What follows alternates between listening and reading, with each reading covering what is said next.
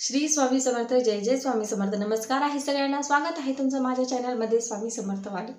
आज मी तुमच्यासाठी घेऊन आलेली आहे एक नवीन व्हिडिओ एका नवीन विषयासोबत. आजचा आपला विषय आहे की पितृपक्ष सुरू झालेला आहे. आपल्याला या पितृपक्षामध्ये आपल्या सेवा पितरांसाठी भरपूर सेवा करायच्या आहेत. त्याच्यानंतर त्यांना आपल्याला जेव घालायचं आहे.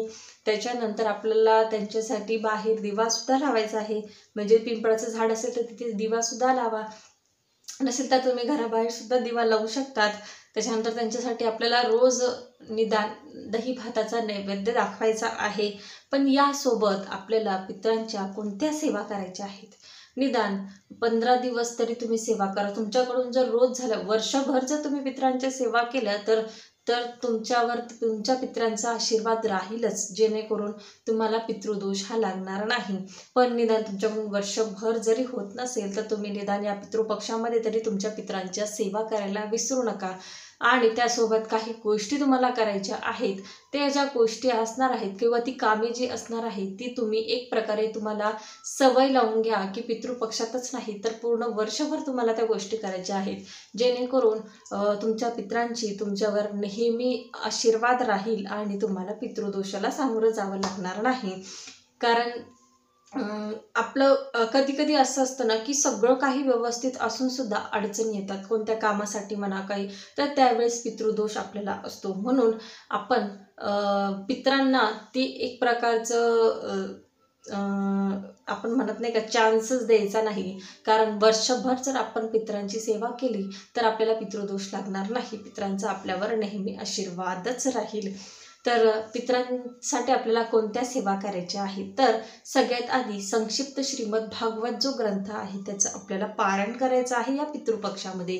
तर ते कसं करायचं त्याबद्दल मी तुम्हाला पुढच्या व्हिडिओमध्ये सांगेल. पण या ग्रंथाचं आपल्याला पारायण करायचं आहे. त्याच्यानंतर तुम्हाला पितृस्तुती स्तोत्रमचं तुम्हाला पठण करायचं आहे. तर रोज पितृपक्षामध्ये करा, रोज जरी केलं तरी चालेल पूर्ण वर्षभर, पण पितृपक्षात जर केलं तरी अतिशय उत्तम. पितृस्तुती स्तोत्रम जेव्हा तुम्ही करणार तेव्हा तुम्हाला देवाच्या आधी पितरांची सेवा करायची असते.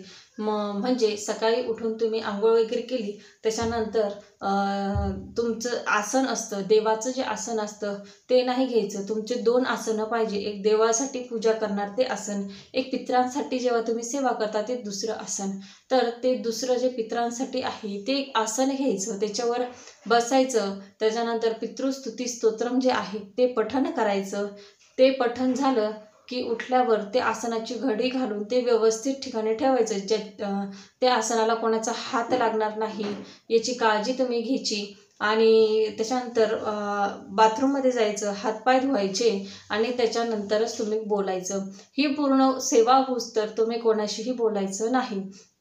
हातपाय तोंड धुवून त्याच्यानंतर परत तुम्ही देवाराजवळ यायचं. तेव्हा तुम्ही देवाचं जे आसन असतं ते घ्यायचं आणि त्याच्यानंतर पूजा करायची. थांब ना बाळा. त्याच्यानंतर देवाचं जे आसन असतं मग त्याच्यावर तुम्ही बसून देवाची पूजा करू शकतात.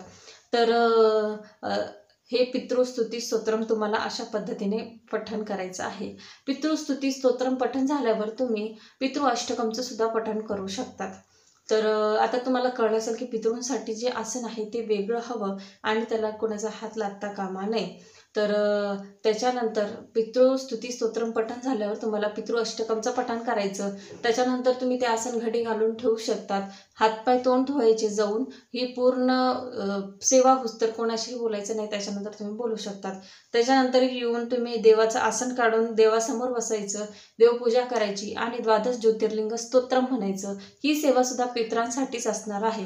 त्याच्यानंतर तुम्ही पुढची तुमची देवाची पूजा करून तुमची जी काही नित्य सेवा आहे ती तुम्ही करू शकतात. पण जी तुमची देवाची पूजा आहे त्याच्या आधी तुम्हाला पितरांची सेवा करायची आहे. मगच तुम्हाला तुमचे जे देव आहेत त्यांची नित्यसेवा सुरू करायची आहे.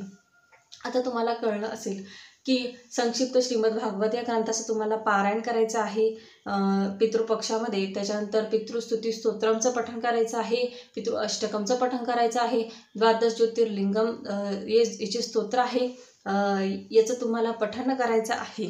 आता ह्या झाल्या पितरांसाठीच्या सेवा. यासोबत तुम्ही भगवान शंकरांच्या सुद्धा सेवा करू शकतात, ज्या की तुमच्या पितरांना समर्पित असणार आहे. त्याच्यानंतर तुम्हाला काही गोष्टी म्हणजे अशी सवय लावून घ्यायची आहे काही गोष्टींची आपल्याला. तर ती कोणती? तर जसं की तुम्हाला तुमच्या घराबाहेर किंवा घरात जर मुंग्या असतील तर त्यांना साखर टाका. कारण कसं असतं, पित्र कोणत्या रूपात कधी येतील काही सांगता येत नाही. तर मुंग्या असतील, काळ्या मुंग्या, लाल मुंग्या बाहेर तर राहतातच कुठे ना कुठे, त्यांना साखर टाका. तुमच्या वरती जर टेरेसवर पक्षी येत असतील त्यांना दाणे टाका, पाणी ठेवा. रोज निदान अर्धी पोळी का होईना वरती टेरेसवर ठेवा. अर्धी पोळी गाईला देत जा. कुत्रं जर तुमच्या घरी दाराबाहेर येत असेल तर त्या कुत्र्याला काळा कुत्रा असो कोणता काही असो त्याला पोळी टाकायला विसरू नका. ह्या ज्या काही अशा गोष्टी असतात, या गोष्टी जर तुम्ही केल्या ना तर तुमचा पितरांचा तुमच्यावर नेहमी आशीर्वाद राहील.